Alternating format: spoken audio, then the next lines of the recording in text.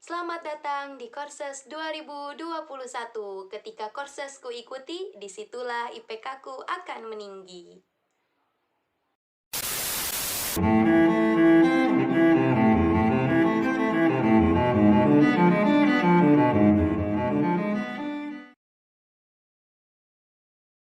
Bismillahirrahmanirrahim. Assalamualaikum warahmatullahi wabarakatuh. Selamat malam teman-teman semua. Balik lagi ya, nama saya Trisna Juliati yang akan mencoba untuk sharing juga memaparkan sedikit materi mengenai dasar penyuluhan tanaman untuk mahasiswa semester 3 ya. Pada kesempatan kursus Himagro batch 3 ini. Oke, langsung aja kita ke slide selanjutnya. Nah, ini ada course konten yang bakal kita pelajari. Pertama adalah pengantar perlindungan tanaman atau perlintan, kedua ada hama padi dan pengendaliannya, yang ketiga ada hama penting hortikultura dan pengendaliannya, dan yang terakhir ada tentang hama penting di perkebunan dan juga pengendaliannya. Nah, ini course konten pertama kita, pengantar perlindungan tanaman.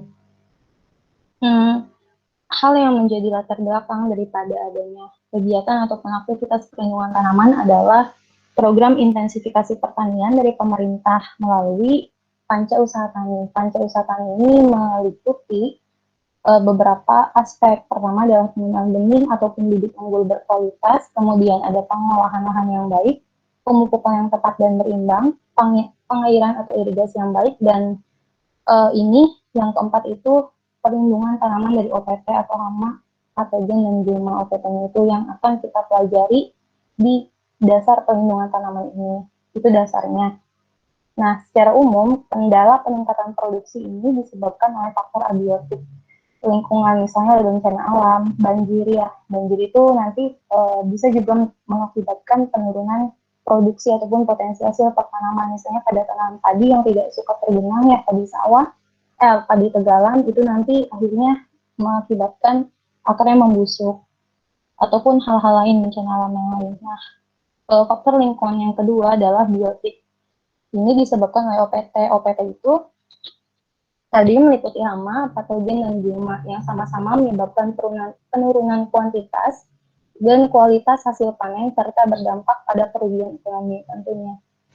Nah, sekitar 70% biaya usaha tani itu ternyata diinvestasikan oleh para pengusaha tani ataupun petani untuk pengendalian OPT. Berarti OPT ini ataupun usaha perlintan ini sangat penting ya dalam usaha tani gitu, dalam usaha budidaya pertanaman. Boleh selanjutnya.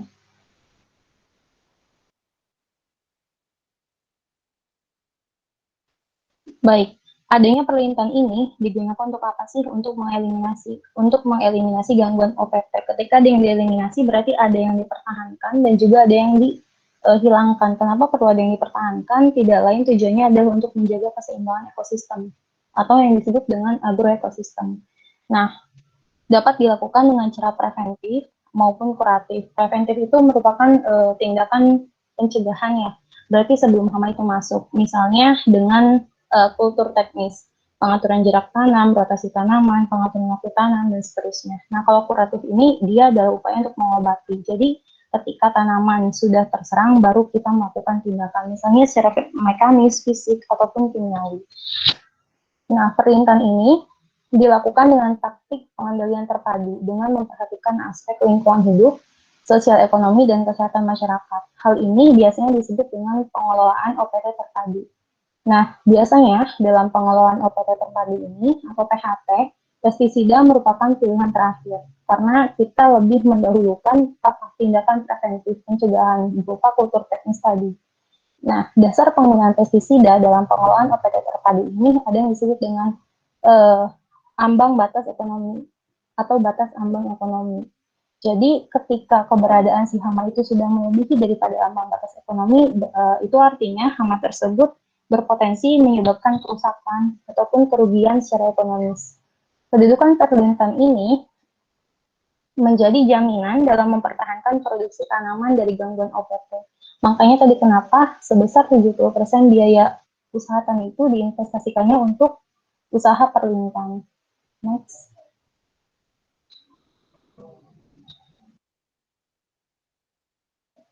Oke, sebelum lanjut, kita harus tahu dulu ya teman-teman, apa sih definisi daripada ilmu hama tumbuhan. Ilmu hama tumbuhan itu merupakan ilmu yang mempelajari hama tumbuhan mencakup hewan yang dikelompokkan sebagai hama. Biologinya, gejala kerusakannya, serta faktor-faktor yang mempengaruhi perkembangannya. Nanti ada muncul istilah biotikel. Biotikel itu merupakan suatu populasi ataupun individu yang bisa dibedakan dari suatu populasi ataupun individu lainnya dalam suatu spesies, tapi bukan berdasarkan ketampakannya ataupun morfologinya, melainkan berdasarkan kemampuan adaptasinya, kemampuan berkembang biaknya, bagaimana cara dia meletakkan telurnya, bagaimana cara dia ataupun preferensinya dia terhadap makanan begitu. Nanti ada istilahnya seperti orang coklat biotipe 1 dia menyerang padi yang seperti apa, nanti beda juga dengan orang coklat yang biotipe 2 dan seterusnya. Nah, istilah hama ini merupakan istilah antroposentris, artinya berpusat pada kepentingan manusia. Tentu manusia kan melakukan usaha budidaya tanaman,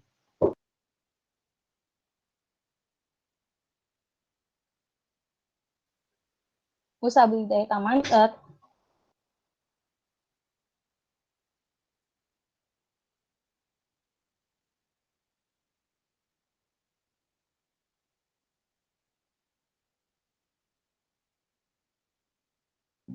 mohon maaf, usaha budidaya tanaman tentunya tidak mau mengalami kerugian.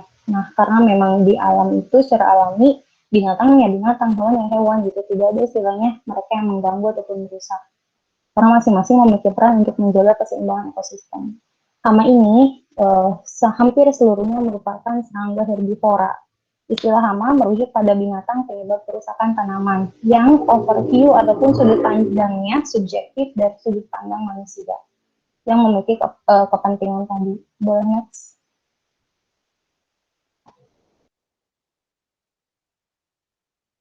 Oke, kerusakan tanaman inang oleh hama. Pertama adalah mengurangi kualitas hasil tanaman inang. Ini berkaitan dengan mengurangi nilai estetika tanaman inang. Betul ya, ketika hama itu menyerang buah misalnya pada tanaman inang, nanti akan ada muncul gejala-gejala bekas kerusakannya, damage-nya. Misalnya berupa lubang ataupun berupa lubang bekas tusukan ya, nanti ada muncul juga coklat-coklat bercak ya.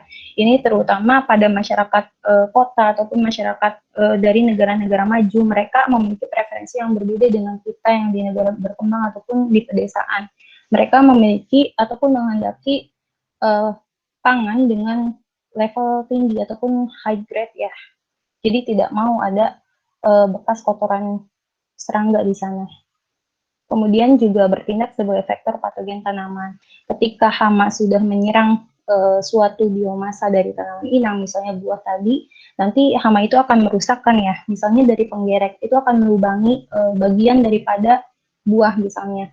Nah, nanti ataupun batang, nanti ketika sudah ada luka, berarti itu akan semakin memudahkan patogen, biasanya mikroorganisme untuk menyerang juga si tanaman itu. Jadi nanti double ya, si tanaman itu kerusakannya lebih parah begitu. Nah, kontaminasi langsung tadi itu seperti mengurangi kualitas hasil tanaman. Nanti dari buahnya itu ataupun dari produk hasil budidayanya akan tampak bekas-bekas kerusakan hama, dan itu sangat tidak menjadi preferensi dari mereka yang ada di kota ataupun di negara-negara maju.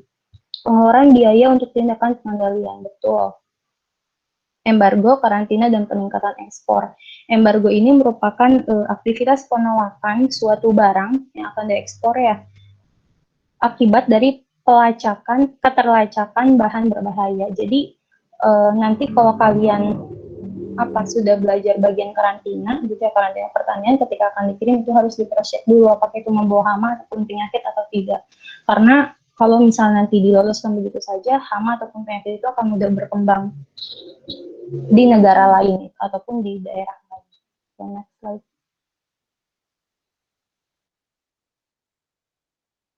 Nah, ini ada urutan perkembangan pengendalian. Pertama adalah pengendalian OPT teknik tunggal. Kemudian disusul dengan pengendalian OPT terpadu ataupun integrated pest control.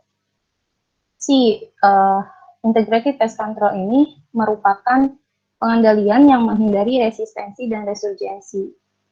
gabungan dari dua lebih atau dari dua ataupun lebih perlindungan yang kompatibel. Jadi tidak hanya satu, bukan tunggal. Nah, sementara kalau pada pengelolaan OPT terpadu atau Integrated Pest Management, dia ini secara garis besar merupakan preventif berarti ya tindakan pencegahan dengan pendekatan ekologi yang multidisiplin dan kompatibel. Multidisiplin ini maksudnya adalah menerapkan berbagai macam pengendalian. Nah, yang dominan biasanya adalah tindakan budidaya ataupun kultur teknis, fisik dan mekanis, juga yang terakhir ada konservasi musuh alami dari organisme pengganggu tanaman sendiri. Tindakan preventif ini biasanya mengacu pada penerapan GAP ataupun Good Agricultural Practices. Nanti ada anjuran di ketinggian berapa tanaman itu mestinya dibudidayakan ataupun anjuran mengenai pemupukan yang berimbang dan tepat dosis begitu. Boleh next slide. Nah, ini ada OPT. OPT ini lingkupnya pertama adalah binatang. Binatang ini dia bertindak sebagai hama. Biasanya dari kelas insekta ataupun serangga, mamalia, aves, tungau, atau mitu. Mitu itu kutu-kutuan ya, dan moluska, hewan lunak. Kemudian yang kedua itu ada mikroorganisme, dia bertindak sebagai patogen, biasanya dari golongan fungi, bakteri, virus, mycoplasma like organism atau MLO, dan nematoda. Nematoda ini cacing parasit yang transparan ya, biasanya dia ada di dalam tanah, menyerang akar ataupun menyerang batang. Ketiga adalah gulma. Gulma ini tanaman yang tumbuh di areal pertanaman budidaya, tapi yang tumbuhnya itu tidak dikehendaki oleh manusia. Ini untuk ciri-cirinya, misalnya serangga, itu teman-teman bisa baca ya dari PPT yang sudah diberikan oleh dosen. Saya kira itu menjadi materi dasar dari perkuliahan entomologi. Nah, kemudian ada kelompok binatang hama. Ini ada secara garis besar, ada yang vertebrata dan intervertebrata. Untuk yang invertebrata, terdiri dari 3 filum, yaitu filum arthropod, kelas hexapoda, dan arachnida. Ini masuk hexapoda itu insekta kan ya. Kemudian ada filum Nematelmintes, ini kelasnya nematod, dan filum mollusca, kelas gastropoda. Sementara yang vertebrata, ini terdiri dari 2 kelas. Ada mamal, biasanya tikus, dan aves. Ini burung-burungan biasanya menyerang pertanaman padi. Boleh next. Nah, selanjutnya ada klasifikasi hama. Hama utama merupakan hama yang selalu menyerang dengan intensitas serangan tinggi. Misalnya adalah Lutella silostella, ini pada keluarga Brassica ataupun kuis-kuisan. Ada Crocidolomia poconana, saya kira juga masih pada kuis-kuisan, dan ada Ponopomorpha camerella, ini pada kakao. Kemudian ada hama potensial, yaitu adalah dia, serangga ini berpotensi jadi hama jika faktor lingkungan mendukung, ataupun disebut hama sewaktu-waktu atau hama tidak penting, minor. Contohnya adalah warang coklat, Mila parpatalugens. Kenapa? Karena warang coklat ini merupakan serangga yang monofag. Jadi dia hanya menyerang satu jenis pertanaman saja, pada padi liar ataupun padi budidaya. Nah, selanjutnya ada hama reguler. Dia ini selalu menyerang dan menyebabkan kerugian. Misalnya mamalia, tikus pada tanaman padi, dia juga pada tanaman perkebunan, misalnya tebu. Hama endemik, ini dia selalu terjadi pada suatu wilayah. Contohnya adalah hama ganjur padi di Cirebon dan Subang. Nah, PHPT ini mengutamakan pengendalian bersifat preventif melalui budidaya tanaman dengan cara yang baik dan benar, atau yang terangkum dalam panduan teknis Good Agricultural Practices, GAP. Beberapa alternatifnya, misalnya, adalah tanam serempak dan pertimbangan tindakan budidaya, mekanis, fisik, serta konservasi natural enemies, ataupun musuh alami. Bisa berupa parasit. Parasitoid itu biasanya adalah hewan yang ukurannya lebih kecil daripada si hama itu, ataupun predator yang ukurannya lebih besar. Boleh lanjut.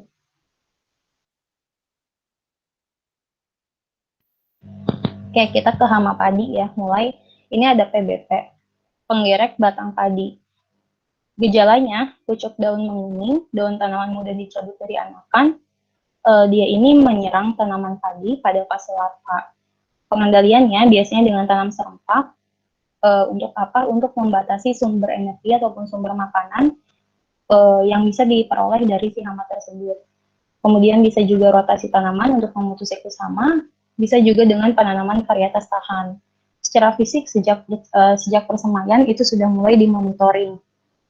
Kemudian bisa juga dengan eradikasi jerami, jadi setelah panen, eradikasi itu pada saat kita sudah mengetahui bahwa pertanaman rusak ataupun terserang PBP, barulah jerami-jerami yang terserang itu kita eradikasi, kita cabut, kita basmi, kemudian kita bakar.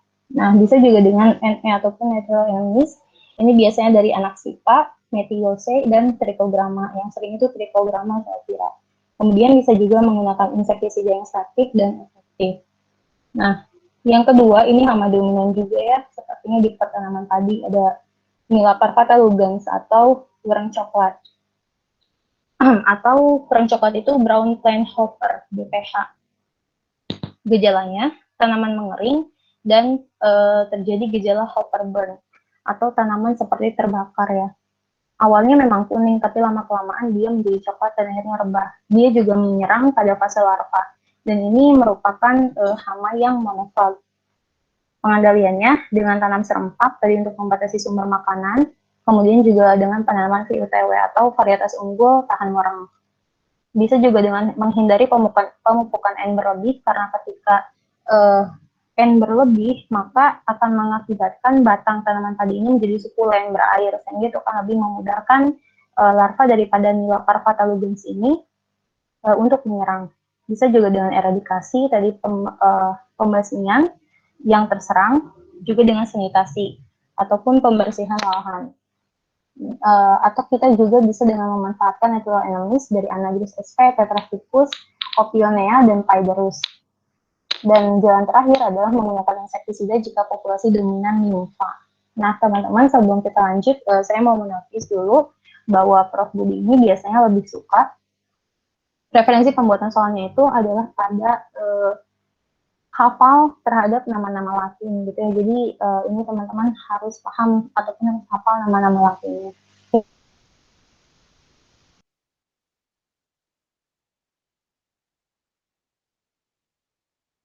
Nah, selanjutnya ada urang punggung putih atau Sogatella fursifera.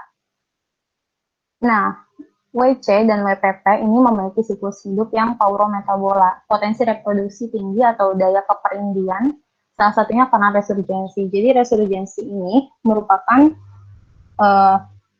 keadaan di mana populasi hama itu meledak dahsyat flaming, karena insektisida yang digunakan itu tidak tepat sasaran. Dia juga membunuh serangga yang bukan menjadi hama di pertanaman, bisa serangga penyerbuk ataupun serangga yang menjadi musuh alami daripada serangga hama ini. Sehingga ketika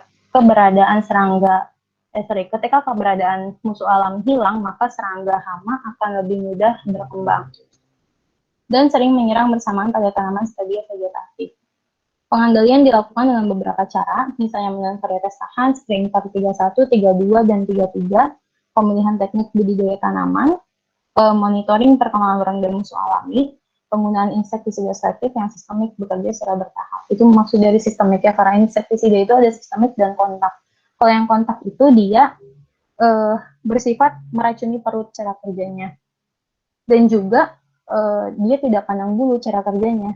Mau serangga hama ataupun natural enemies ataupun serangga penyerbuk, ketika kena cairan ataupun bahan dari insektisida itu, ya sudah mati semua. Tapi kalau insektisida sistemik ini, dia hanya akan menyasar pada serangga target. Gitu. Boleh slide selanjutnya.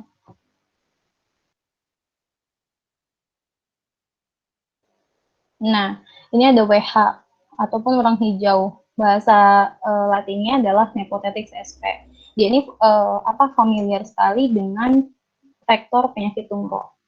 Nah, gejalanya sama sih kurang lebih dengan serangan-serangan lain, daun kekuningan, kemudian tumbuh kerdil ya anaknya juga. Pengendaliannya hampir sama dengan urang coklat tadi. Nah, selanjutnya adalah walang sangit. Walang sangit atau Leptocoryza sp, dia ini ordonya dari Orthoptera. Biasanya ketika padi terserang oleh walang sangit, bulir padinya itu akan menghitam, karena dia ini menghisap ya, berasnya pecah, kualitasnya juga turun. Pengandaliannya dengan tanam serempak, pemanfaatan tanaman perangkap, atau biasanya itu Tagetes erecta, dan tanam tanaman yang resisten terhadap hama walang sangit ini. ataupun dengan penggunaan natural enemies. Misalnya ada Phonocephalus longipens, Bionyxoni, dan Beauveria bassiana. Beauveria bassiana itu saya kira dari jamur-jamuran ya. Boleh next selanjutnya. Nah, selanjutnya ini ada hama ganjur. Hama ganjur atau Arcelia oryzae tadi sebagai hama endemik ya. Gejalanya adalah terbentuk puru. Nah, purunya itu teman-teman bisa lihat di daun tuh, daun yang dia warnanya kuning sampai pucat. Pengendaliannya dengan pengamatan rutin, penanaman secara serentak, penggunaan varietas tahan, perakuan benih dengan insektisida. Kurang lebih untuk pengendalian tidak jauh berbeda. Nanti saya rangkumkan di akhir itu ada macam-macam pengendalian yang biasa digunakan. Nah, selanjutnya ada hama dari kelas Mamalia, tikus ya atau Ratus argentiventer. Menyerang batang hingga rusak bekas gigitan atau eratan si tikus ini. Pengendaliannya tanam serempak pada area luas atau yang biasa familiar itu adalah dengan dropiokan. Dropiokan itu tindakan kerjasama ya warga tani di situ. Ataupun pengenangan lahan bisa pemasangan bambu perangkap, pengoposan saat tanaman fase generatif, pengumpanan dengan racun antikoagulan ini biasanya paling efektif dan paling praktis gitu ya. Boleh next selanjutnya. Nah, selanjutnya masih ada nematoda melodogene. Ini berarti nematoda akar ya menyerangnya. Tanaman kerdil dan klorosis kuning-kuning daunnya dan jumlah batang sedikit. Nah, ini ciri tanaman yang terserang tuh. Serabut akarnya juga sedikit. Pengendaliannya dengan rotasi tanaman untuk memutus siklus perkembangan hama, penggenangan, pembersihan gulma, pengolahan tanah. Selanjutnya ada nematoda batang atau Dithylenchus angustus. Akibatnya daun tidak terbuka dan pucuk daun terkilir. Daun tidak terbuka ya daun mudanya itu. Pengendaliannya sama dengan pengaturan pola tanam, rotasi tanaman, penanaman varietas tahan. Boleh selanjutnya.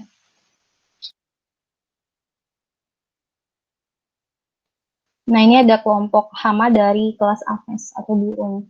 Karena mereka ini burung-burung dengan tipe mulut yang pemakan biji-bijiannya. Ada emprit Jawa, gelatik, kerejo, dan trengganis. Boleh next selanjutnya.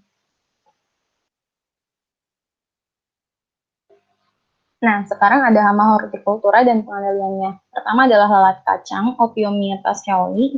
Tapi dia ini menyerangnya juga pada stadia larva, gejalanya bintik putih, peletakan telur, dan alur coklat bekas girekan larva pada polong.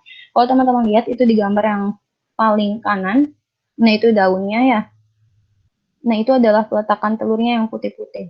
Pengendaliannya bisa dengan penggunaan mulsa jerami, tanam serempak, rotasi tanaman, penggunaan pestisida selektif, yang sistemik tentunya. Kedua adalah pengirit polong, Etiella zinkenella. Ini juga sama, gejalanya ya, mengakibatkan lubang pada polong akibat gerekan larva. Pengendaliannya pemantauan ataupun monitoring sedini mungkin secara fisik mekanik. Fisik itu misalnya dengan pembasmian kelompok telur oleh manusia ya ataupun mekanik dengan bantuan alat, tanam serempak, sanitasi kebun, dan rotasi tanaman. Boleh selanjutnya. Nah, ini selanjutnya ada ulat penggulung daun atau Lamprosema sp. Akibatnya ataupun gejalanya daun menggulung sehingga pertumbuhan terhambat tentu. Jadi sebetulnya teman-teman serangan ya ataupun serangan dari OPT biasanya dari hama ataupun patogen itu tidak jauh-jauh, efeknya adalah kepada ancaman si tanaman itu tidak bisa melangsungkan pertumbuhan ataupun perkembangannya. Kenapa? Karena mereka ini rata-rata merusak jaringan tanaman.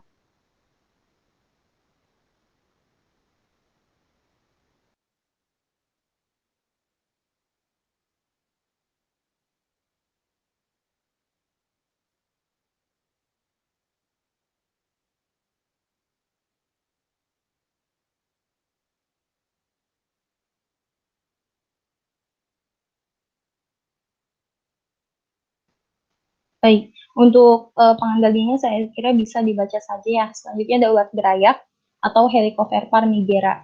Ulat gerayak atau Helicoverpa nigera ini merupakan hama yang polifag. Jadi dia menyerang pada 2 ataupun lebih jenis pertanaman. Pada kedelai misalnya, juga pada tongkol jagung. Gejalanya tentu lubang pada polong. Nah, itu ya ada contohnya. Pengendaliannya juga hampir sama. Ini ada natural enemies-nya. Teman-teman bisa juga coba menghafal karena ini biasa ditekankan pada ujian. Ada Carabidae ataupun ada Ichneumonidae. Selanjutnya, nah, selanjutnya ini ada jagung. Nah, ini ada kita ketemu lagi sama Helicoverpa nigra. Kalau kita pada kedelai dia menyerang polongnya, tapi kalau pada pada jagung dia menyerang tongkolnya. Gejalanya apa? Gejalanya tongkol habis, pucuk terserang menyebabkan bunga jantan tidak terbentuk, sehingga tidak bisa melakukan penyerbukan. Pengendalian, teknik budidaya yang baik, dan sempat secara fisik. Nah, cabai. Secara fisik tentunya dengan tangan ya, si ulatnya itu kita berantas langsung. Kemudian pada komunitas hortikultura selanjutnya ini ada cabai. Hama pertama yaitu kutu daun ataupun Myzus persicae. Gejalanya daun keriting sehingga menghambat pertumbuhan dan dia ini bisa bertindak sebagai vektor virus kerupuk. Jadi dia itu menyerangnya di daun bagian bawahnya teman-teman. Nanti ketika si hamanya itu sudah, karena si Myzus persicae ini dia juga menyerap cairannya, tapi ini ada musuh alaminya itu biasanya semut rangrang. Tapi kalau misal semut hitam itu malah menjadi pamannya gitu. Jadi nanti karena si virus bukan karena semut hitam itu dia mengeluarkan cairan yang manis gitu kurang lebihnya. Jadi nanti bisa menjadi faktor virus kerupuk, akhirnya kerusakan yang ditimbulkan oleh hama ini berlanjut lebih parah. Boleh ke next selanjutnya. Slide selanjutnya. Nah, ini ada Spodoptera litura. Ini juga jadi hama yang konflik saya kira. Gejalanya daun dimakan dan hanya menyisakan tulang daun. Serangan berat tanaman gundul, telurnya ratusan berwarna coklat keabuan. Berarti ini daya keperindiannya tinggi. Ataupun daya fekunditasnya. Selanjutnya ada jeruk. Jeruk ini dia populer sekali ya dengan hama kutu loncat atau Diaporina citri. Kenapa? Karena dia ini mampu bertindak sebagai vektor virus CVPD. CVPD ini juga dia mengakibatkan kerusakan pada jaringan daun tanaman sehingga tanaman tidak mampu melakukan fotosintesis secara efektif seperti tanaman normal. Serangannya ini tapi pada fase imago bukan pada fase larva. Boleh selanjutnya. Nah, kemudian ada kutu daun Toxoptera. Gejalanya dia menyerang pucuk tanaman. Nah, menyerang pucuk tanaman tapi dia tidak bisa lagi menjadi vektor dari CVPD. Nanti akibatnya tentu jaringan daun akan rusak, kemudian mungkin daunnya gagal membuka dan seterusnya. Next. Nah, selanjutnya ada hortikultura kentang. Ini pertama ada nematoda Globodera sp. Gejalanya dia menyebabkan tanaman tanpa umbi. Berarti cacing parasit yang transparan ini, Globodera sp, dia menyerangnya bagian akarnya. Nah, kemudian ada bawang merah. Ini dia oleh hama trips. Gejalanya menyebabkan daun perak dan mengering. Tapi trips ini saya kira dari imago ya, nimfa imago menyerangnya stadiumnya. Dia juga menyerap cairan sehingga tanaman kehilangan nutrisinya, ya akhirnya menyebabkan gejala-gejala kerusakan seperti daun menguning dan seterusnya. Boleh lanjut? Nah, selanjutnya ada hama perkebunan dan pengendaliannya. Pertama adalah mangga. Mangga ini sangat populer sekali dengan serangan dari lalat buah Bactrocera dorsalis. Lalat buah ini juga menjadi hama yang prolifer. Dia menyerang beberapa pertanaman seperti mangga, kemudian juga menyerang apa lagi? Alpukat, banyak pokoknya jambu juga diserang oleh dia. Atau yang biasa kita temui ini apa ya disebut dengan belatung. Padahal belatung itu adalah kalau kita terjemahkan ke dalam bahasa akademis itu namanya larva ya. Semua serangga tadi juga memiliki larva, cuman beda bentukannya ataupun beda penampakannya. Nah, biasanya cara pengendaliannya adalah dilakukan dengan pembongsongan. Pembongsongan ini tingkat keberhasilannya sampai 90% untuk mengendalikan hama tersebut. Tapi sayangnya upaya tersebut hanya efektif jika diterapkan pada mangga yang dibudidayakan secara intensif pada perkebunan-perkebunan besar. Nah, kedua adalah pisang. Ini terserang oleh nematoda Rhodopulus similis. Itu ada siklus hidupnya. Dia ini menyerang akar dan menyebabkan tanaman menyerah. Jadi pisang ini biasanya kita jumpai apabila pertumbuhannya tidak normal itu karena unsur hara. Tapi ternyata nematoda ini lebih ganas serangannya sampai menyebabkan tanaman rebah dalam suatu kondisi secara bersamaan. Boleh selanjutnya. Nah, selanjutnya ada kakao. Penggerak buah Conopomorpha pramerella. Jika kakao terserang hama ini, hama Conopomorpha pramerella, dia juga menyerangnya pada stadia larva, maka si buahnya itu akan menjadi kuning sebagiannya seperti pada contoh. Kemudian jika dibuka, nanti ada bekas gerekan larva, ataupun ketika kita goyangkan buah kakaonya itu, maka akan terdengar suara seperti ngocrak gitu, karena kakaonya itu habis di dalamnya, sudah dimakan oleh larva gitu. Pengendaliannya adalah dengan pemanenan buah dengan serentak dan teratur. Nah, selanjutnya ada kelapa. Kelapa ini juga biasa terserang oleh hama kumbang Oryctes rhinoceros, tapi dia juga menyerangnya pada stadia larva. Larva ini biasa kita sebut sebagai apa namanya? Lundi. Siklus hidupnya holometabola, terdapat apabila ada serangan hama ini, maka pada tanaman kelapa itu akan terdapat potongan segitiga pada daun. Tampaknya di gambar, kemudian pohon akhirnya menjadi mati jika terkena titik tumbuh, dan pengendaliannya ini biasanya dengan jamur Metarhizium sp. Boleh selanjutnya. Nah, selanjutnya ada Artona catoxantha. Ini dia juga menyerangnya pada stadia larva sama. Tingkat gejala ada 3. Ada gejala serangan titik, gejala serangan bergaris, dan gejala serangan pinggir. Tergantung dari bagaimana hama itu tumbuh ya selama menjadi larva pada tanaman kelapa. Nah, pengelolaannya adalah pemotongan pelepah tua, infus batang atau akar. Jadi nanti dimasukkan cairan insektisida. Ataupun dengan pemanfaatan natural enemies-nya adalah Aphanteres antonai. Selanjutnya ada Aspidiotus destructor. Nah, ini anak daunnya akan berwarna kuning emas jika terserang oleh hama Aspidiotus destructor. Seperti pada gambar, kemudian daunnya ini tidak akan berkembang, tetap kecil. Ya, betul, karena seharusnya daun ini berwarna hijau, tapi akhirnya karena terserang berwarna kuning, fotosintesis tidak efektif. Tidak tegak, lalu mati akhirnya. Pengelolaannya dengan penggunaan musuh alami Xylocorus sp, ataupun pemangkasan daun terserang, eradikasi, setelah itu dibakar agar tidak ada hama lagi yang mampu tumbuh. Selanjutnya. Nah, ada belalang kembara ataupun Sexapa migratoria, dan ada belalang kayu kalangan Nigricornis. Nah, ini menyerangnya pada stadia imago. Biasanya mereka ini akan memakan daun kelapa dari pinggir. Nah, itu nanti akan tampak ya pola apa sih, pola kunyahan atau pola gigitan dari si belalang ini seperti yang tampak pada gambar. Meninggalkan bekas tidak rata. Serangan berat itu hanya meninggalkan pelepah pucuk dan lidi. Nah, untuk pengendaliannya ini biasanya dengan pengolahan tanah, bercocok tanam yang baik dengan menerapkan prosedur good agricultural practices, ataupun pemanfaatan musuh alami, misalnya Lichtmansia color, dengan insektisida tanah, granular ataupun sistemik, bukan insektisida kontak yang bersifat meracuni perut, dan infus ataupun injeksi batang atau akar. Ini batangnya itu sepertinya nanti dipotong dulu beberapa bagian gitu ya, dengan penampang melintang kalau nggak salah, nanti dimasukkan, diinjeksi cairannya itu. Nanti ketika nanti injeksi atau cairan itu akan meresap ke jaringan-jaringan tumbuhan secara menyeluruh gitu ya, karena dengan bantuan gravitasi juga. Nanti akhirnya ketika si hama ini memakan lagi salah satu bagian dari tanaman kelapa, maka dia akan plus gitu memakan juga bagian daripada cairan racunnya itu. Nah, gitu kurang lebihnya. Next, selanjutnya. Nah, terakhir selanjutnya ada kopi. Ini ada hama penggerak buah Hypotenemus hampei. Akibatnya buah akan berlubang, busuk lalu gugur. Itu ya seperti tampak. Buahnya menghitam. Itu di dalamnya ada serangan si serangga Hypotenemus hampei. Lalu gugur buahnya dan akhirnya mengakibatkan kerugian ekonomis pada petani kopi. Pengelolaannya modifikasi lingkungan dengan sanitasi ataupun penjarangan, ataupun dengan memanfaatkan tanaman peneduh, ataupun dengan pemanfaatan natural enemies, misalnya pada jamur Spitaria javanica. Selanjutnya juga ada hama penggerek ranting kopi Psilocybus sp.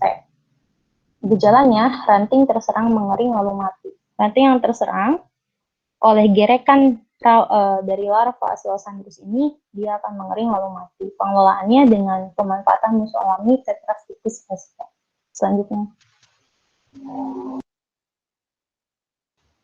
Nah, ada nematoda Prachilensis sp. Ini cacing parasit.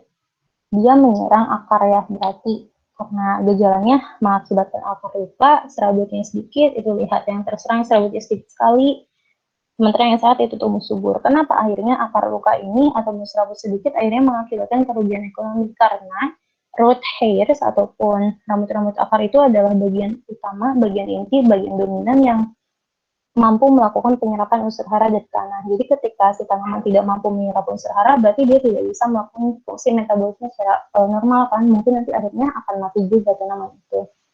Nah, pertumbuhannya terhambat, daun kekuningan lalu layu dan gugur, serta cabang samping tidak tumbuh. Pengendaliannya ini dengan monitoring, penerapan GEP, tanaman terinfeksi dibongkar, dieradikasi, perlakuan tanah dengan kapur, belerang, nematisida. Nah, selanjutnya ada di pertanaman tebu. Ini biasanya Chilosaccharitagus. Dia ini menggerek batang tebu ya. Ulatnya memakan jaringan daun, terdapat tepung gerek dan luka memanjang yang tidak teratur seperti pada gambar. Berarti menyerang pelepah daun dan juga menggerek si batangnya. Pengelolaannya dengan musuh alami Telenomus sp dan Xanthotympla sp ataupun pemusnahan kelompok telur, berarti secara fisik. Next. Nah, selanjutnya ada Scirpopaga nivella. Gejalanya, daun muda menggulung dan kering. Pada ibu tulang daun tampak lubang gerekan berwarna kecoklatan, berarti dia juga menyerang pada stadia larva. Pengelolaannya dengan pemanfaatan musuh alami Telenomus ataupun dengan sanitasi inang sekunder, artinya adalah gulma ya, mungkin karena gulma ini dia mampu menjadi inang daripada hama ataupun penyakit gitu. Pemusnahan kelompok telur, ini pengendalian secara fisik. Nah, terakhir pada tebu ini juga ada hama dari kelas mamalia, tikus ataupun Tratus argentifenter. Akibatnya tanaman rusak karena dia mengerat batang padi gitu, sampai akhirnya tanaman mungkin rebah juga atau mengakibatkan gejala seperti pada gambar, daun-daunnya itu menjadi kering, lalu mati tanamannya. Lanjut.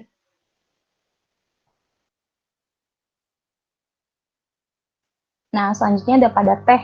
Teh ini hamanya ada penggulung daun Enarmonia sp. Gejalanya daun menggulung dan rusak bagian dalam, pertumbuhan tidak normal. Ini juga pada stadia larva. Pengelolaannya dengan pemetikan, berarti secara fisik, kemudian ada sortasi tehnya, daun tehnya ketika pemanenan, dan juga dengan eradikasi pemusnahan bagian tumbuhan yang terserang, lalu dibakar. Nah, kedua ada penggulung daun melintang, Homona sp. Gejalanya daun tampak berkerut dan rusak, daun menggulung bagian petinya saja. Pengelolaannya pemetikan daun yang menggulung dan sortasi pada saat pemetikan ataupun pemanenan. Lanjut.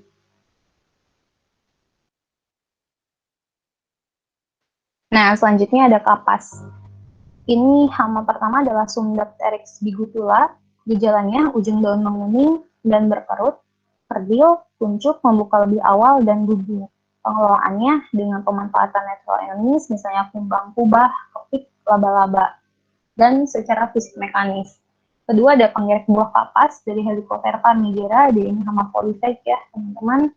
Gejalanya menyerang daun, bunga, dan buah akan membusuk kemudian. Pengelolaannya dengan natural enemies Trichogramma sp. Lanjut. Nah, ada perkebunan jambu mete. Pertama ada penghisap Helopeltis, pucuk layu dan mati, bunga menghitam, lalu mati. Karena dia ini menghisap ya sifatnya, menghisap cairan tanaman. Pengendaliannya dengan natural enemies Telenomus sp, dengan semut rangrang, dengan jamur Beauveria bassiana. Kemudian ada warang putih atau lawana sp. Gejalanya, ranting terserang, terlihat bekas warna coklat. Seperti pada gambar, kemudian pengendaliannya adalah dengan natural enemies, semut rangrang, laba-laba, lalat buas, ataupun dengan jamur patogen. Lanjut. Nah, selanjutnya ini ada dari kelas mamalia, pada jambu mete ada Macaca sp atau monyet. Ini biasanya pada perkebunannya, karena perkebunan ini luas arealnya lebih luas biasanya dari hortikultura, juga pada wilayahnya itu biasanya dekat dengan hutan-hutan, jadi banyak hewan-hewan liar seperti ini yang menyerang. Nah, kemudian juga ada babi hutan. Ini babi hutan ini ternyata pada areal perkebunan dia menjadi hama juga yang sering menyerang. Lanjut. Nah, ini cara pengendalian yang saya rangkum. Rata-rata dari semua hama gitu, cara pengendalian ataupun pengelolaannya menerapkan cara-cara di bawah, yaitu dengan memilih varietas tahan, seperti tadi VUTW ya, varietas unggul, tahan nongkrong. Kemudian ada tanam serentak atau pengaturan waktu tanam agar membatasi sumber makanan bagi hama. Kemudian dengan teknik budidaya tanaman atau kultur teknis dengan pengaturan jarak tanam agar tidak terlalu dekat sehingga nanti menimbulkan kelembaban yang tinggi. Kemudian dengan pemupukan berimbang dan lain-lain. Rotasi tanaman juga termasuk untuk memutus siklus hama. Kemudian dengan sanitasi ataupun pembersihan lahan atau kebun, dengan eradikasi ataupun pembersihan jaringan tanaman yang terserang ataupun bagian tanaman yang terserang kemudian dibakar agar hama tidak dapat lagi berkembang. Kemudian dengan mekanik, dengan bantuan alat, dengan fisik, dengan tadi ya misalnya pencarian kelompok telur dari suatu larva tertentu, kemudian jika ditemui diberantas. Gitu. Dengan biologis, pemanfaatan tadi musuh alami misalnya parasitoid, predator, ataupun dari jamur-jamur tertentu. Terakhir dengan kimiawi, insektisida, nematisida, herbisida, dan lain-lain. Lanjut. Ataupun rodentisida untuk tikus. Nah ini terakhir ya, terakhir ada notes. Saya bacakan supaya pengingat teman-teman, supaya pengingat saya gitu, bahwa kejujuran dalam mengerjakan ujian ini adalah salah satu bentuk perwujudan pribadi yang sehat, percaya diri, dan memiliki masa depan. Good luck, thank you, and let's connect. Udah sekian dari saya, selamat belajar, semoga nilainya memuaskan.